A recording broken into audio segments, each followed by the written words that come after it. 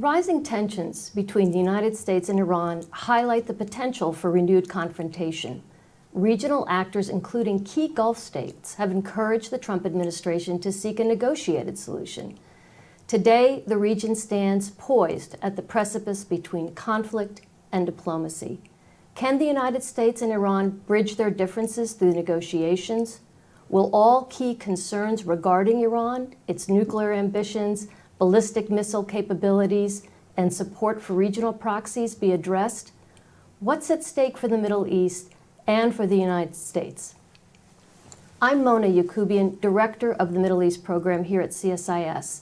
And to help us unpack all of this, I'm joined by the Middle East Program's 4 distinguished non-resident affiliates: Michael Ratney, former U.S. Ambassador to Saudi Arabia; Susan Ziadeh, former U.S. Ambassador to Qatar; Vali Nasr, former Dean and currently Majid Kadoorie Professor of International Affairs and Middle East Studies at the Johns Hopkins School of Advanced International Studies; and Joseph Farsakh, a former State Department Senior Policy Advisor focused on Yemen and the Gulf. Vali, I want to start with you. We're going to get to the negotiations and all of the brinksmanship, but I want to start with the protests, the historic protests, and brutal crackdown that took place beginning late December into early January. There have been protests around the world this past weekend calling for regime change in Iran, and yet inside Iran, it seems as though the protests have been largely quelled.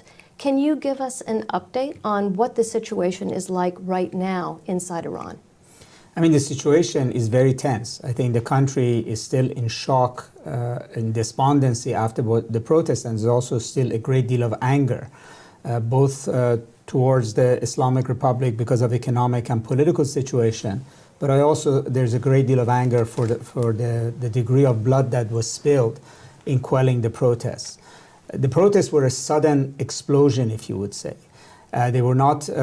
This was not a concentrated campaign led by a political movement, and therefore that kind of an explosion is not necessarily sustained over time, particularly when it faces the kind of brutal crackdown that happened. So it's not surprising that the protests are not there, but we are seeing reflections of it. For instance, yesterday was the 40th day after the death of the protesters, after the killing of the protesters, and across many funerals in Iran, there were chants against the Islamic Republic, against the supreme leader. So the issues have not been resolved. It's not as if the Islamic Republic was able to put this to bed as a political challenge. It was able to force the protesters to evacuate the cities, the streets, the towns. And the protesters, because they're currently not organized, they don't have a communications network, they don't have leadership on the ground, they don't have political organization, are not able to sustain that moment again. But I'm sure that given the economic pressures that Iran faces, and particularly the fact that Iran really, both the government and the people, crossed the line on January 8th with the massive uprising and the massive killing, that this political tension is going to erupt again in one form or another.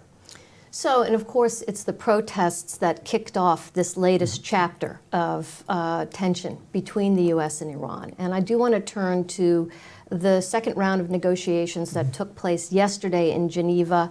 Not entirely clear what the result was. It doesn't sound like they didn't collapse the talks, and yet it's also clear that there are significant differences that continue to divide the U.S. and Iran. I wonder if you could give us your sense of an assessment of how that round of talks went.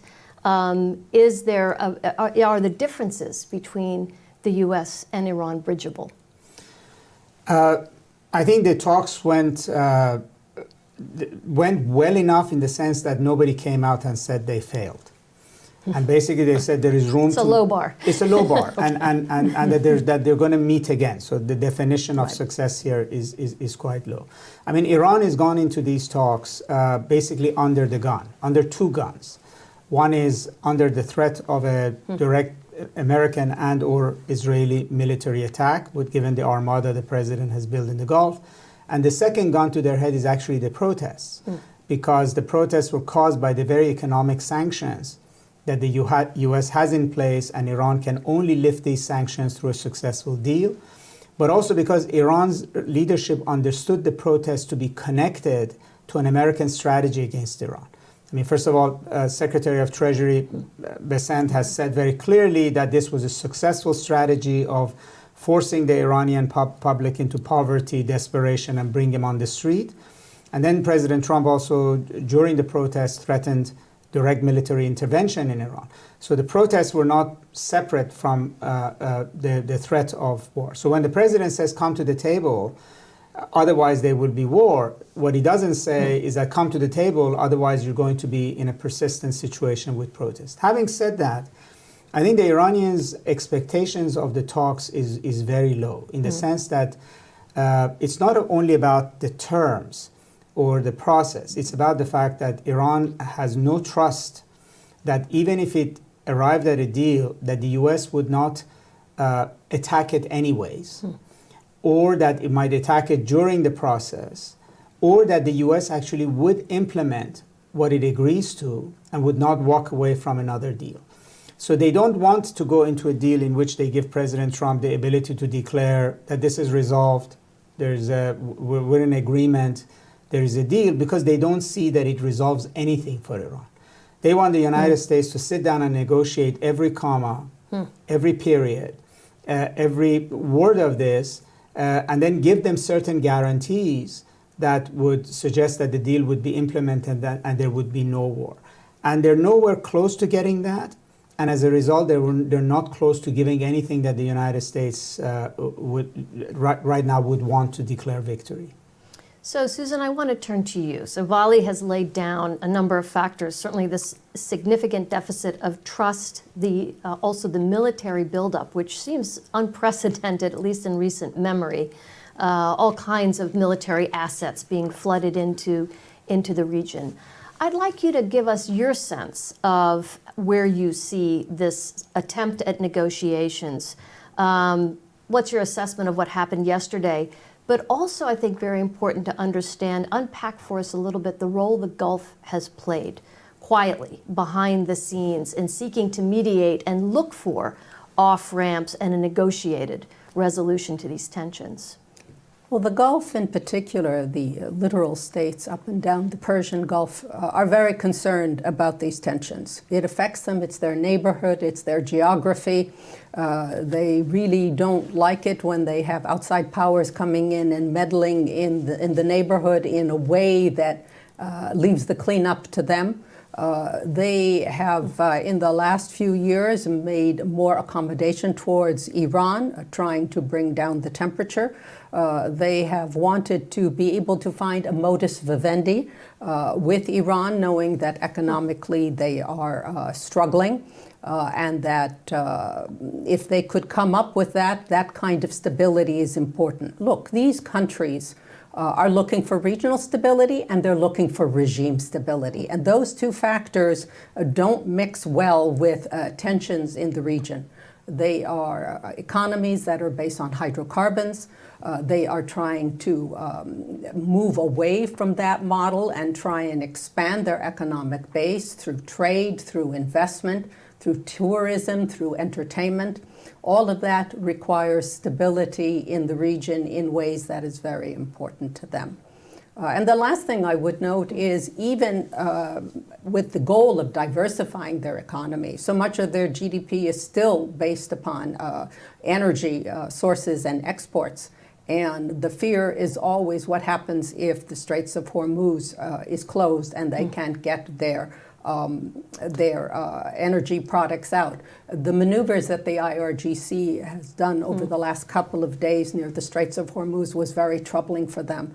Now, the last comment I would make is the price of oil, Brent and West Texas, still is around 60, 62. I think that has stabilized because of the results of the negotiations, which left a little bit of hope.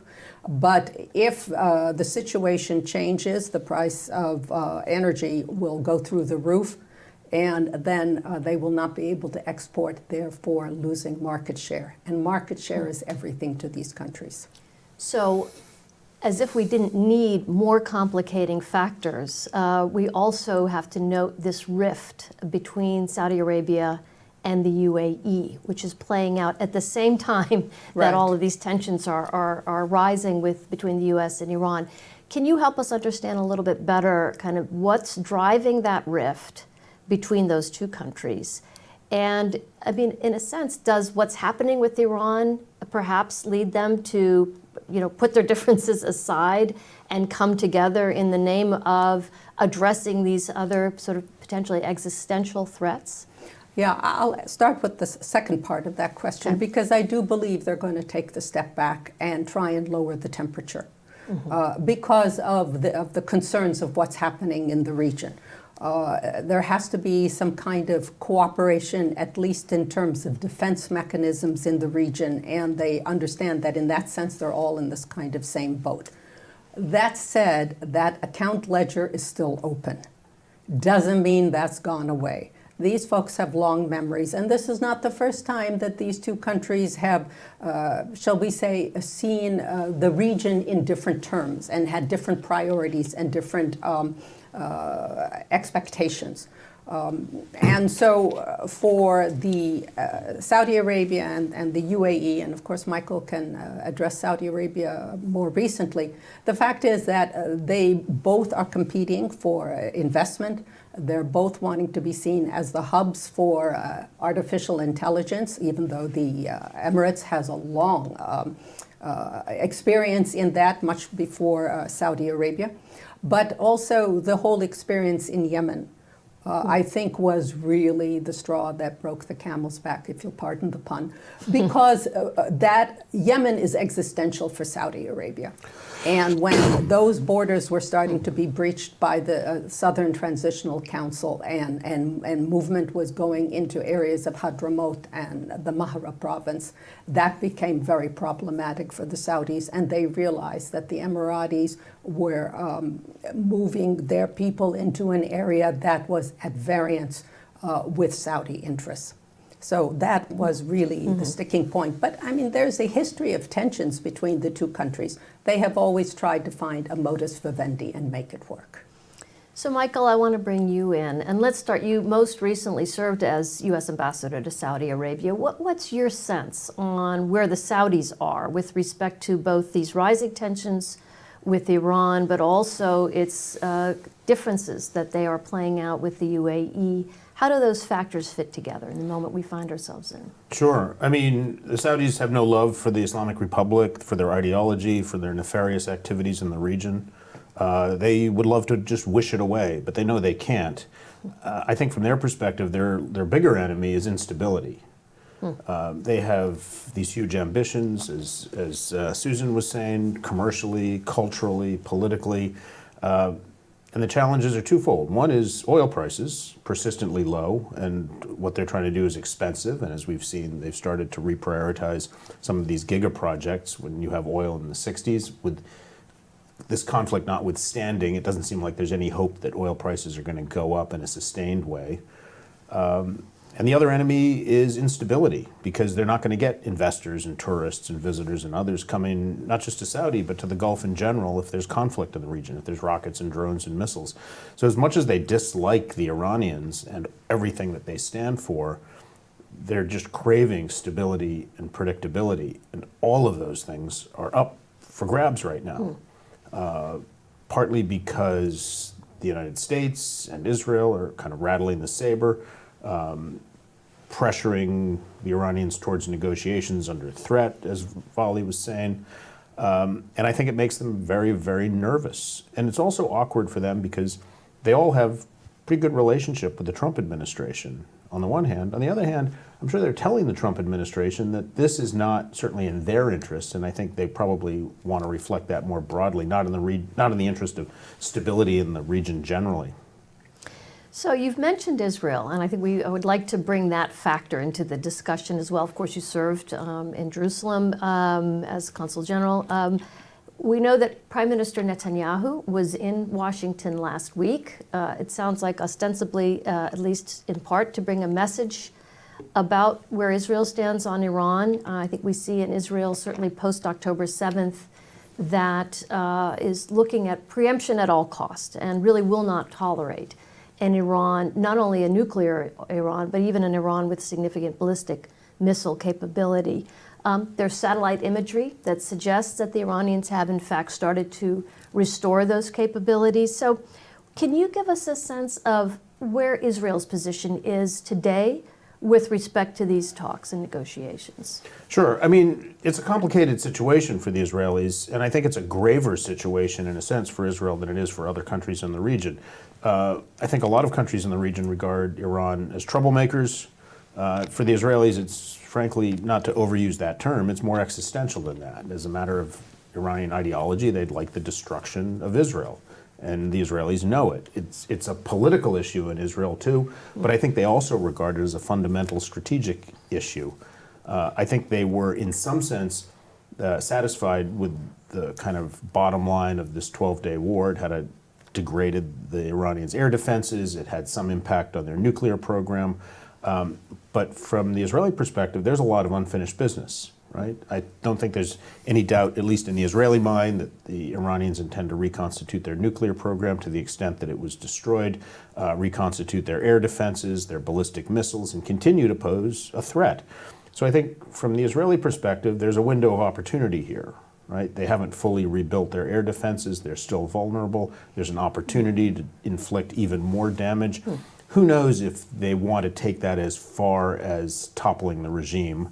I think for a lot of Israelis, certainly in their security establishment, that seems like a very appealing prospect. On the other hand, I'm sure there's some that say they don't quite know what comes next, right? They'd love to think that that Reza Pahlavi is going to come and kind of lead the country into stability and reestablishment of relations with Israel. But I think in the back of their mind or deep in their heart, they know that's probably unlikely. And they probably also listen to the voices of others in the region that are gravely nervous about what happens if you go from a deeply troubling Islamic Republic to complete chaos. At that point, you really don't know what you get. I would say, though, at the end of the day, they would err on the side of kind of a more aggressive posture. I'm sure that's what Trump heard.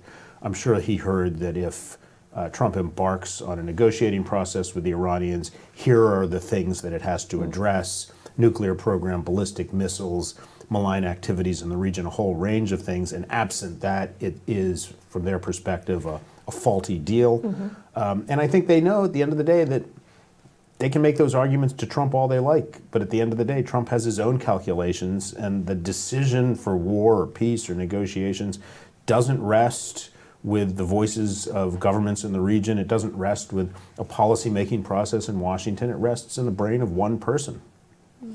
Indeed. So, Joseph, I'd like to bring you in as well.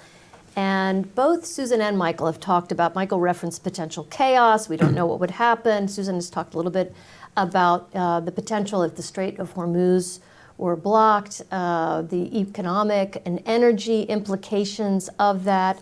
I'd also note that President Trump has also agreed, as part of this multi-pronged effort to pressure Iran, he has also raised the prospect of potentially up to 25% tariffs on any country that does business with Iran. So this is part of a broader economic campaign as well. What is your sense, more broadly, of the implications of the tensions and the crisis that we are currently watching unfold in terms of energy markets, in terms of freedom of navigation, in terms of other kind of global reverberations that we should all be thinking about? Thank you, Mona. Well, as Ambassador Ziadeh said, the most significant global economic question has historically been what happens in the Strait of Hormuz, right? That's the economic doomsday scenario that's been outlined extensively. And to me, the real question is, why hasn't Iran done it already? They didn't do it after the Soleimani killing. They didn't do it after Israeli strikes. They didn't do it after US strikes. And to interpret that, we have to consider that Iran itself exports 1 to 2 million barrels per day through that strait. So it's their economic lifeline. And most of that oil is flowing to Asian buyers. And China has explicitly called closing the strait a, quote, most irrational proposal because it would devastate Iran's own economy. And we saw this play out in the energy markets last June when Iranian members of parliament threatened strait closure. Brent crude spiked to $80, $81 a barrel. But after the ceasefire was announced, prices dropped immediately to $68 a barrel, which is actually below the pre-conflict pricing. So effectively, markets shrugged off the idea that Iran was going to go through with it. In my opinion, the more likely scenario isn't full closure, it's asymmetric disruption, targeted harassment, forcing rerouting, raising insurance premiums, essentially the Houthi playbook. Now, on the regional investment issue set that Ambassador Ratney referenced, the 2019 missile attack on Saudi Aramco facilities really shed light on how exposed Gulf critical infrastructure is. And today, the Saudis have committed north of $100 billion specifically to AI development, with significant joint ventures and partnerships already underway. And as the ambassador referenced, the UAE has deployed billions of dollars in AI investments, and Dubai is targeting 10% of its GDP to be from AI by 2030, 2031. These aren't just oil economies anymore. They're really positioning themselves as global AI hubs with massive data center buildouts and sovereign computing initiatives. So FDI in the Gulf really takes a hit when the conflict is close to home. It's different in that sense. And Gulf states, as we've heard, are extremely jittery, knowing that U.S. military action could rebound on them in a retaliation event. The economic calculus just isn't really only about oil. It's really whether the Gulf can remain a viable node in the global digital economy or becomes too risky for the Microsofts and the Amazons who are making multi-billion-dollar bets there. So you, I think, made passing reference to the Houthis, and I do want to raise that potential X factor, or maybe it's more than an X factor, but we've worked on Yemen quite a bit. If, in fact, confrontation did get kicked off, do you see the Houthis engaging? And if so, what kinds of things would they do? And if not, why not? Well, when the Houthis say something, they generally do it. The evidence really indicates that yes, they'd attack. They've said they would. They've done so throughout June 2025. The U.S. and Israeli strikes, and they, of course, often point to the ongoing Israeli strikes in Gaza, even during the ceasefire, right? They really haven't been degraded as much as folks might think since the start of the regional war. And as everyone knows, they control the Bab el-Mandeb Strait, 9% of global seaborne oil, 12% of maritime trade, and markets have really shifted and reacted to the reality of how they've exercised that choke point. The real question is whether the Houthis will ever land a massive hit on a U.S. warship. That's what changes the calculus. If the Houthis sink or severely damage a warship, and especially if you have American casualties, that becomes a real political crisis for the Trump administration.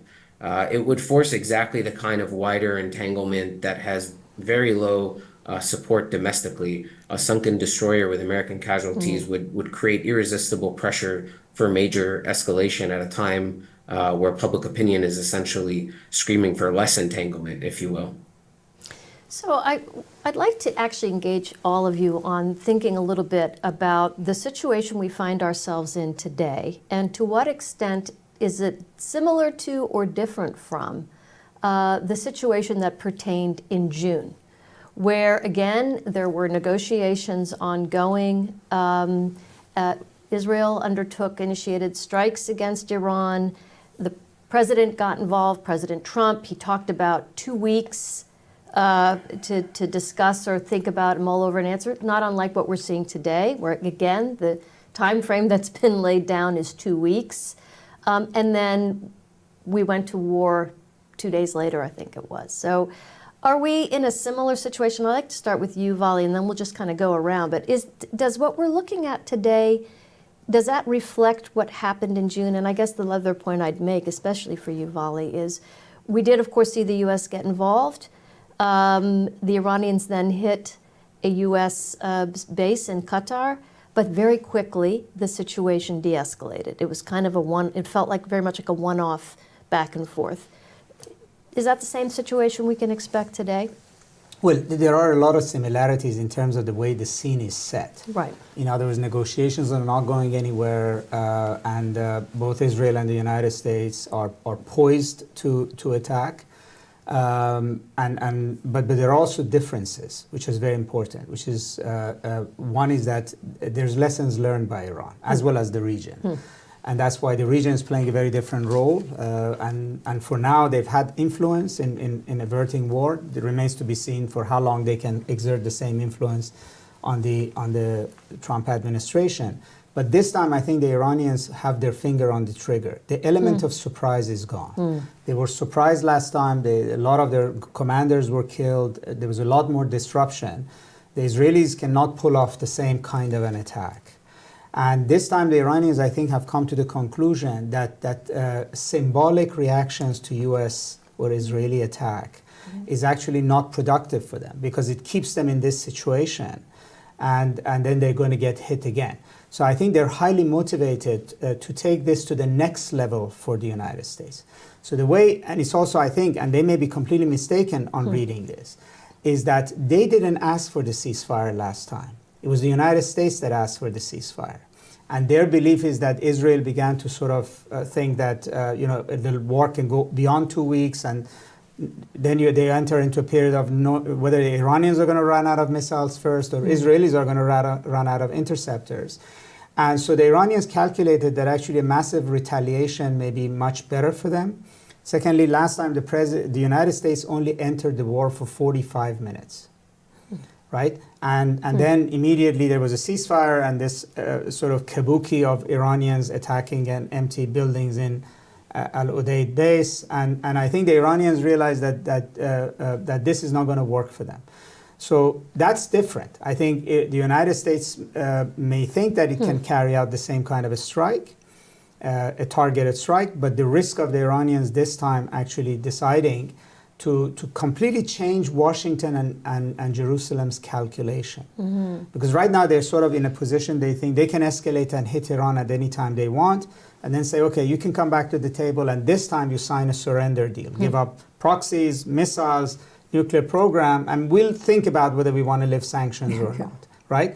And so I think a much larger war is strategically to Iran, their thinking is strategically to their advantage. And they have communicated this to the Gulf, I think, very, very forcefully.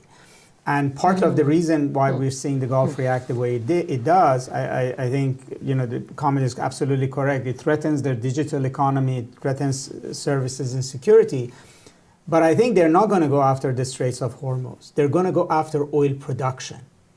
Whether it's, they've done this before when they attacked the Abqaiq. Yes.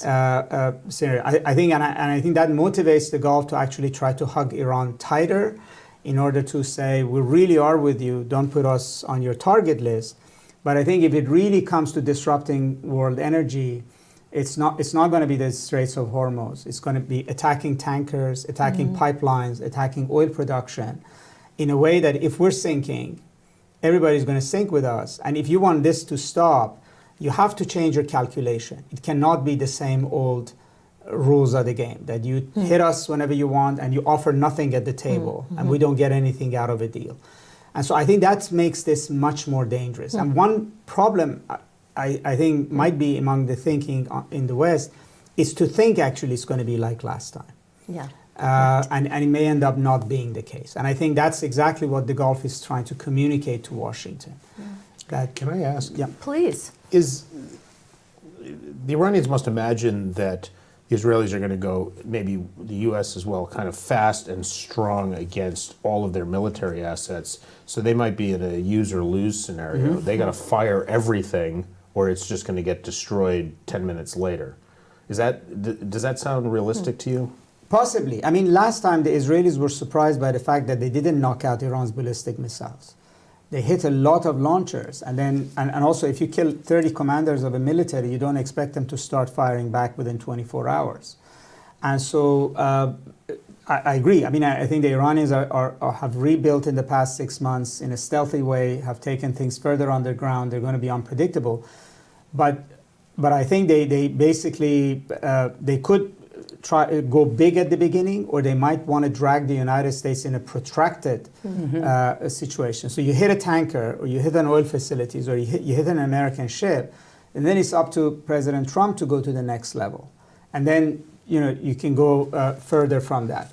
But you're right. I mean, this might be a miscalculation. I don't want to say that they're in command of it, but we're in a scenario where this might get out of control very quickly. So I want to bring Susan and Joseph in on the Gulf. Yes, well, please. I just wanted to say before we go back to the Gulf, it raises a question, and if you want to do it later, that's fine. But what are U.S. objectives in this? This is something that I still can't quite fathom. I mean, it can't be a replay of last time, because so much of the nuclear facilities, et cetera, have already been destroyed to an extent. Yes, they're rebuilding. Yes, on the ballistic missiles, they're rebuilding. But there hasn't been enrichment over the last 7-8 months because they can't. And so the question is, what are our objectives as the United States? If you do military planning, what's the end state? What is it supposed to look like? So now we've got this huge armada that's gone out. Second aircraft carrier, we've got all kinds of attack and fighter jets in bases in all kinds of areas in the region, but every aircraft carrier can hold at least 75 aircraft. So that's a big, big power. What is it that we're trying to achieve? And it's not clear to me that we understand that, and therefore we understand what would be the military planning to support that end state or that objective. And that's very unclear, and then bringing it back to the Gulf states. This makes them so nervous. So nervous, because they don't even understand what this is going to look like. Is it going to be just more of the same? Is it going to be, no, we're going to take out the leadership? Who does that leave in the leadership if other leadership is taking out? And what does that mean in terms of civil society and civil unrest and lack of law enforcement in areas that could create ungoverned spaces where new actors come in which are antithetical to any state regimes? So I definitely want us to lay down a little bit more thinking on what are potential U.S. options, and what are the implications of those, what type of force is needed. But I would like to draw it, I love this idea, Vali, that you laid down of lessons learned, and how different actors in this drama are taking lessons from what happened before in June. And Joseph, maybe pull you in, because I think we've talked a bit, and it sounds like there's even an explicit kind of warning to the Gulf that these trillions in AI investments, your whole, visions 2030, 2040, whatever, to diversify your economies will all go up in smoke if this conflict comes into being. Joseph, do you have a sense of kind of lessons learned that the Gulf has taken, and how are they approaching this differently? And how are they approaching Trump differently? It does feel like they're learning more how President Trump operates and are putting their own playbook into action.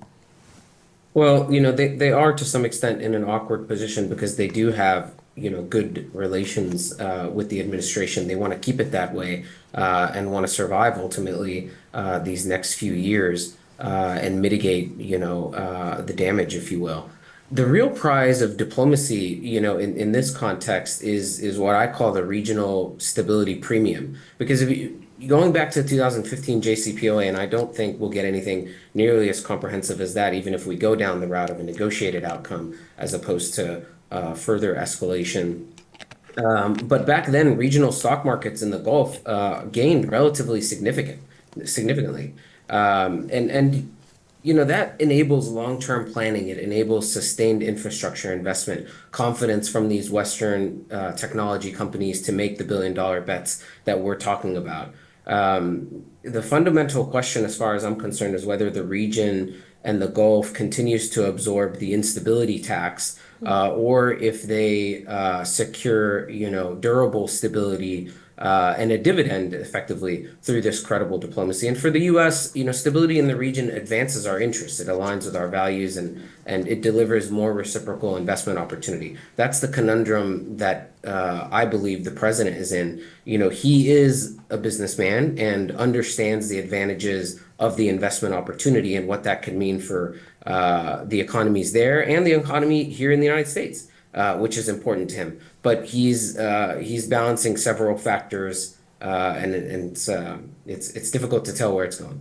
So I like the kind of the way you're framing it and these different options. And in a moment, Michael, I'm going to put you as the lead in the Situation Room or Mar-a-Lago or wherever these conversations are being had as to how we understand the risk-reward calculus of President Trump and this administration in terms of where to go next. But I do want to draw you out, Vali, on one other thing that had come to mind. I didn't hear you say one of the other options the Iranians may choose to undertake is to unleash missiles on Israeli cities in ways that, if there's an attack, in ways that would cause a lot more damage and harm to civilians. Is that something that is in the Iranian playbook potentially for this next round of conflict if it happens? I mean, they have made that threat. I mean, there are Iranian Revolutionary Guard commanders who have made that threat as well. Particularly if Israel comes in directly, that they would do so. But I think right now they're targeting President Trump directly, which is because if you're trying to avert war or you're trying to force a different scenario in the next round of negotiations, you have to threaten American body bags. Because their assumption is, and they often hear him say it, that he wants things nice and neat, like the 45-minute bombing of Iran or like Venezuela. And they're trying to convince him that this is going to be messy. Now, whether they shoot all their missiles at once or gradually, that you have to begin to make that calculation. And then also they realize that he's more sensitive to what happens to the Gulf than what happens to Israel. Not in the sense of that he doesn't care, but because of the business side of things. But also the fact is that if you threaten Israel, it doesn't make Israel go to Washington and say, please don't go to war.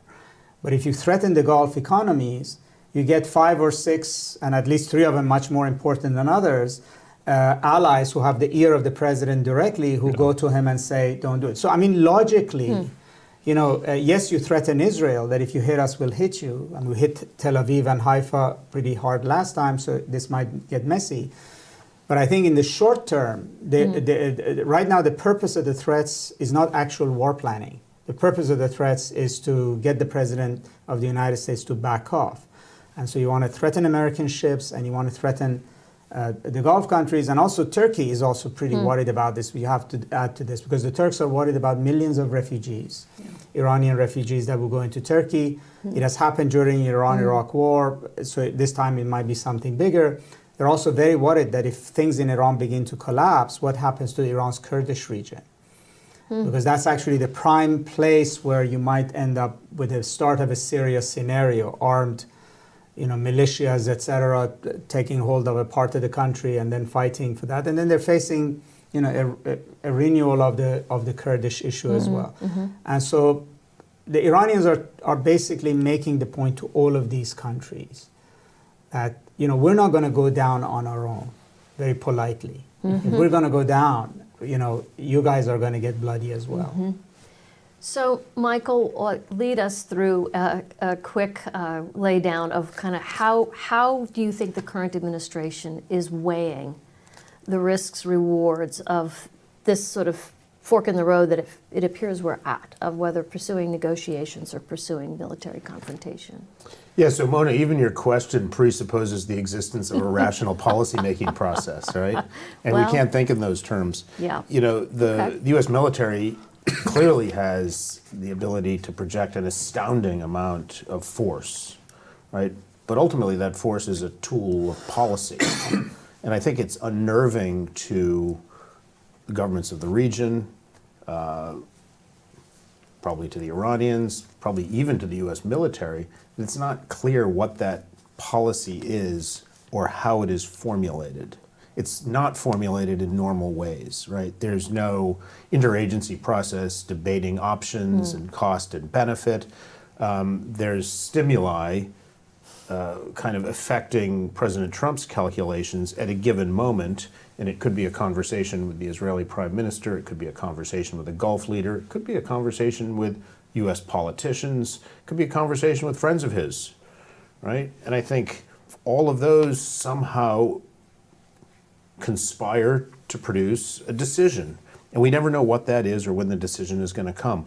I do think President Trump I think his inclination is to avoid military conflict. That does seem to be the pattern. He doesn't want to get into another war. War's bad for business, right? He hears there's impulses, certainly, and there's pressure from political figures, from Israelis, from others that say this is your only chance to do this. You need to show that the U.S. is in charge. We're not going to be pushed around. On the other hand, like I think he's generally disinclined to do it. And it makes for an extraordinarily unpredictable environment. And in the middle of that, he's facing, in a sense, U.S. midterm elections in some months. He's going to calculate how does that figure in. The Israeli leadership is facing elections in some number of months. The Gulf is facing kind of low oil prices, this conflict between the Saudis and the Emiratis, which is kind of affecting their ability to have a kind of cohesive approach to regional crises. Like, it is different than June in the sense that there's a lot more uncertainty surrounding the decision-making process. But I think it still rests in the head of one person. And, I hate to put odds to it. You'll have to Yeah. do that at the end. So hold Okay, to that. gladly. Okay. But so I feel like we should probably draw out a little further this other potential, which however distant, the prospect of a negotiated outcome to this. And maybe I'll start with you, Vali, and just ask each of you to reflect a little bit on what would a negotiated resolution to this look like? Is it a JCPOA type agreement? Is it something more, which the president seems to be under pressure to produce? Do all of these various demands that have been put on the table are they satisfied in a negotiation, or is it something less? Well, in a way, we're back to JCPOA. I mean, even when JCPOA was signed, the immediate criticism was that, as Secretary Blinken later on, years later, put it, that we needed a bigger, longer deal. So the terms of the JCPOA itself had to be better, but also it should have included missiles and proxies. So already what the United States is putting on the table without calling it that is that they're looking for a JCPOA plus. Right, so you give up enrichment, you give up this, you give up that. Timelines, sunsets, etc., will all be very different. And then you also negotiate over your missiles and your proxies.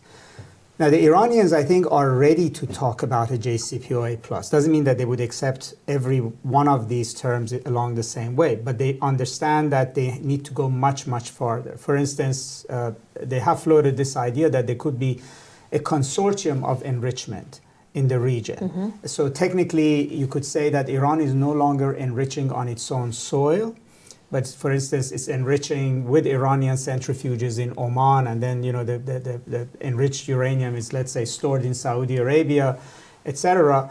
And so Iran can claim it's enriching, and the U.S. can claim it's not enriching on its own soil. I mean, all of these can be eminently negotiated, let's say. But the problematic is that President Trump, and my advice goes to the person we're dealing with, doesn't have the patience, or the diplomats for that matter, to actually do a negotiation. He's after a declaration, not a deal. A declaration like the Gaza peace plan, to come out and say, I solved the 3,000-year conflict. He wants to come out and say that, I solved Iran's nuclear program, although we don't know what the detail is. And things are going to be fine from here on. And, if he could get to say that I also had a 15-minute conversation with the president of Iran or something like that, that would be the cherry on the cake. But basically, he can claim that he's the American president that after 47 years change the trajectory of Iranian-American relations, solve the Iran problem. So I think if you were to say, Susan, what is America's objective here is not clear, but to me, his objective is much clearer. Yes. Which then this definitely would make him a Nobel Prize There we go. candidate, right? But the Iranians basically distrust this man in particular above what the distrust they have about the United States, because he walked away from an American deal that they had implemented. I mean, we might say it's a bad deal, whatever, but they don't think it was a good deal either, because clearly they didn't get anything out of it. And also the United States backed out of it. He's the one who gave a green light to Israel in the middle of the negotiations. He's the one who basically was totally disinterested in any conversation between Iran and the US until the protest happened. And then all of a sudden calculated that the Iranian protesters are America's boots on the ground, and I'm just going to topple the regime. And then when that didn't happen, then he fell back again on the nuclear deal. And as I said earlier, they don't trust that they won't get bombed in the middle of the process, after the process. They're not convinced that any sanctions would be lifted. The worst case scenario for them is something like the Gaza deal, that there's a great declaration out of Geneva and then nothing happens on sanctions.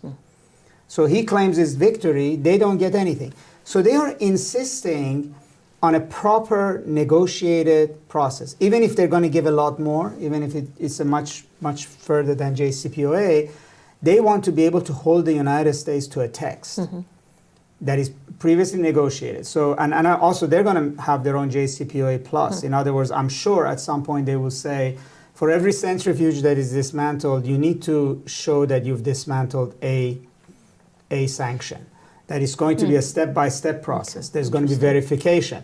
All of that can be negotiated. I don't want to say it's not done, but and the president, I think, to Iranians also realize this. He did lift sanctions on Syria, so he is actually capable of fast-tracking, of doing it and fast-tracking it. So that's to his advantage. But I think that what the Iranians want is that we're not going to come out of Geneva giving you a victory until there is a text we can sign, and also the way the U.S. is set up, is not, you can't do that. The two interlocutors are not diplomats. And they want to do this on Tuesday and then do Russia, Ukraine on Wednesday and Gaza on Thursday. Literally the next hour after the Iran negotiations. I mean, that's not going to work. The blocking issue is both the substance and the process. So, Susan, I want to bring you in on this question, but from the perspective of the Gulf. So we see some of the constraints in a way, I mean, particularly bandwidth constraints on the U.S. side. We see a more engaged and active Gulf. We've seen them play a role, for example, in the Gaza ceasefire, playing more of a role there, and even stepping up and offering incentives or elements to a deal.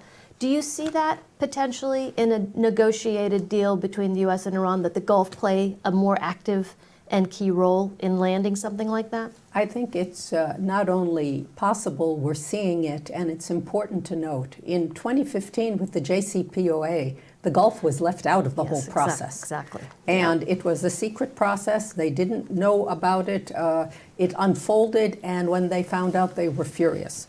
And I do remember I was at the State Department at that time in charge of the Arabian Peninsula, so I got the earful all the time from the Washington ambassadors. And then Wendy Sherman, who was one of the negotiators on the team for the JCPOA, started doing weekly informational sessions with all of the GCC ambassadors and other Arab ambassadors. To start to bring them up to speed, let them know, bring them into the process, because the tensions were really very strong and retribution really was a bit feared. So now they've learned that lesson, right? We're not going to be ever caught in that position again.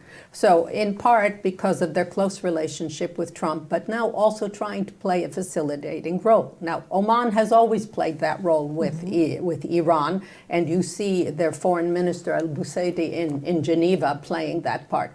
But even there's been a lot of movement between GCC leaders to try and tamp down the situation and also deal with the Emirati-Saudi rift, which they feel adds another layer of instability, which is unhelpful at this point. I mean, to see, for example, Crown Prince Salman bin Hamad of Bahrain going to Qatar in the last few days. That was surprising to me. That tells you the level of anxiety of what's going on in the region.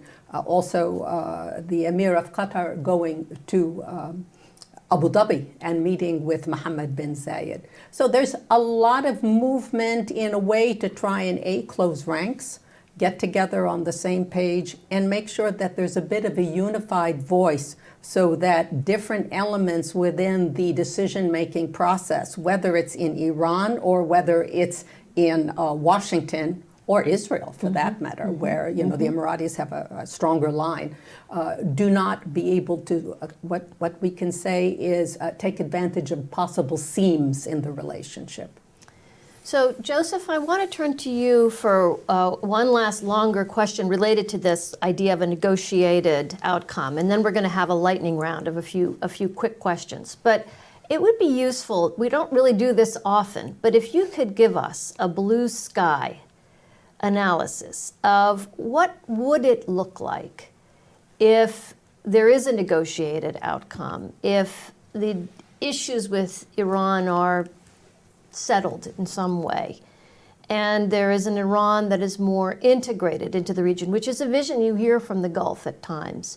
What does that look like in terms of prospects for investment? And I should say that there's reporting that the Iranians are also seeking to, I think, entice the U.S. with the idea of investment opportunities and so forth that would come with a negotiated outcome here. Can you give us a sense of what that might look like? Well, it's very hard to foreshadow, and there are just so many factors. There's no doubt that it's a significant market, a massive market, and an opportunity for U.S. businesses internally in Iran, of course. But that is presuming quite a bit, right? In terms of what a negotiated outcome can look like. And as I said earlier, I'm not convinced that we're going to get anything nearly as comprehensive as the JCPOA right now. Largely because, as Vali said, the Iranians just don't trust this administration. I don't know that we're going to go down that route. But the jury is still out. From an economic perspective, a negotiated outcome obviously paints a different picture.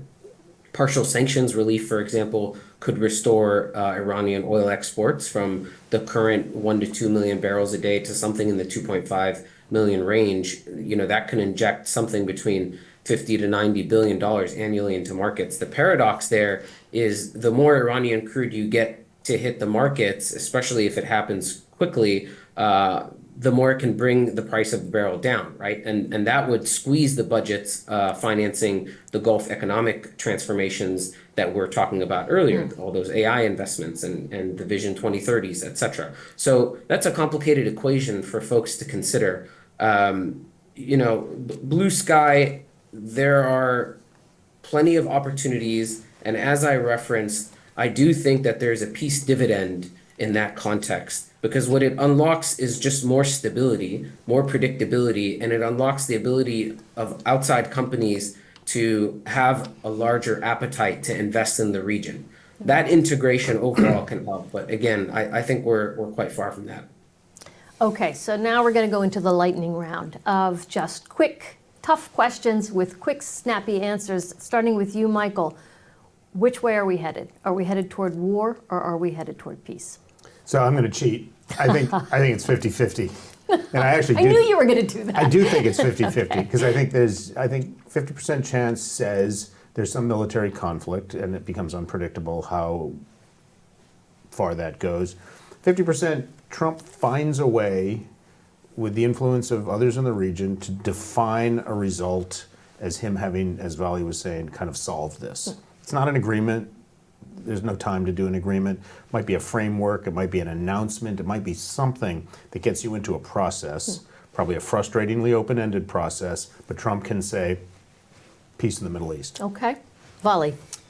I'm somewhat along the same lines. And the reason I would say it's 50-50 is, first of all, neither Iran nor the United States, even though they may be preparing for war, really want to get into a very messy war. And the risks of that are quite high. And so at least that's going for the fact that in the end they may step back from the brink. And secondly, I think why it's very difficult to foresee this is because of the personality of President Trump and the way he plays in American foreign policy. I mean, traditionally, when we analyze these things, we look at sort of trajectories of policy evolving, on momentum of institutions, on America's interest, Iran's interest, objectives. But when you come to the calculation of one person and how he reads this and what is in it for him, because right now, really on the ground, there's nothing really in it for the United States. So why are we escalating at this point in time? Iran hasn't been a particular problem, hasn't been enriching, hasn't been doing anything that needed this kind of an urgency, other than the fact that the president created this moment on his own, and now how he would calculate the benefits of whether he pursues it or not. So I think it's 50-50 because I think it's 50-50 in Trump's head. Okay. You can't say 50-50, Susan. No. 49. Well, War or peace? No, I would say it's close to that. The only additional element that I would add is the fact that you have arrayed this huge armada into the region. Yeah. And just the fact that you have so much firepower and so much naval and destroyers and attack planes, et cetera, in the region creates a momentum of its own. And sometimes that momentum is a little hard to just put the brakes on and say, that's it, we're not doing anything. It's like, well, then why did you move all of that out there? Okay, it's a deterrent, but we could have done deterrence with a lot less. So I worry about that kind of movement. And one other thing is we don't know what the Israeli role is going to be in this. And I think that bears watching because they have a very different calculus than we do. If I just can add one other thing here is that, we're going also week by week. This week, this is the scenario around the world. But this president is putting so many issues and so many crises simultaneously on the table that one has to think that one will affect another one. And so this issue of Iran-US is not going to be, it's not in a vacuum the way, let's say, Iraq and the US were in 1991 or 2003, where there was no other issues. But, domestic issues in the US, Cuba, Venezuela, Russia, Ukraine. I mean, 2 weeks from now, one of these other things may have erupted. Yes, indeed. And then that would have an impact on how he calculates whether he wants to have war here or not. Or a new one. Or a new one. Yeah. That's right. Joseph? I mean, Greenland last time actually had that impact. Right. Settled it down. Joseph, what's your sense? Which way are we headed? Well, in part because of what Ambassador Ziadeh just outlined with the military buildup and what we've seen in Venezuela, etc., I'm not convinced that we've seen the end of U.S. and or Israeli strikes. If there's a deal, my read is that it's a partial deal that kicks the can, much more likely than a comprehensive agreement. Well, I want to thank all of you for your terrific insights. I think we were able to cover quite a lot of ground. I think, to me, it's clear that we are at a defining moment in the region. Whichever way it goes, we'll be tracking it closely. I also want to thank our online audience for tuning in. I would invite you to visit the CSIS Middle East Program webpage. You can find us by going to csis.org and just typing in Middle East Program. There you'll find all kinds of insights, not only on Iran, but all of the many developments happening in the region. Thank you so much, and I wish you a pleasant day.